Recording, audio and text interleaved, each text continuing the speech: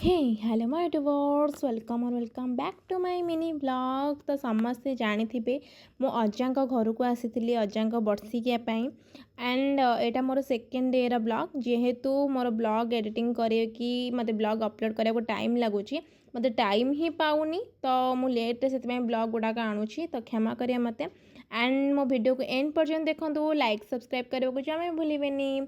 तो आम समस्ते मामा मु मौसी सब पलि आसलु सुआंड ग्राम बुलिया गोपबंधु पार्क सकाଳେ खाई तो खरा बेले आसलु जेहेतु खरा टिके होउतला जना पड़ू ना गुड़गुड़ी सकाशे किंतु बहुत जोरसर गरम लगुला। एंड आम ये समस्ते पलि आसलु बुलिया तो पाखरे मो आई घर पाखरे ही सेटा गोपबंधु पार्क। तो घरे समस्ते कहले चलो जी बुलाबुली करा चार्टा आसता चार्टा जेहेतु घर को पलैबू तो पलि आसलु ये बुलापाई ये नेचर्सटा बहुत ही भल था किंतु एटा चार्टा आसला ना आहरी बहुत भल होता था।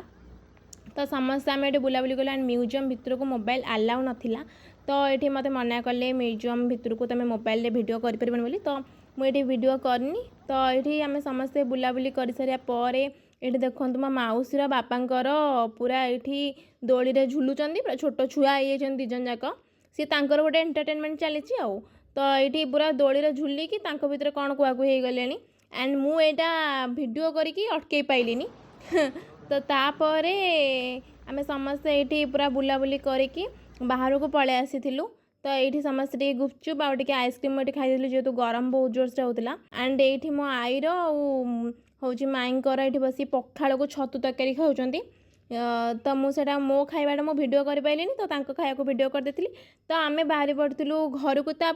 Thank you so much for this watching.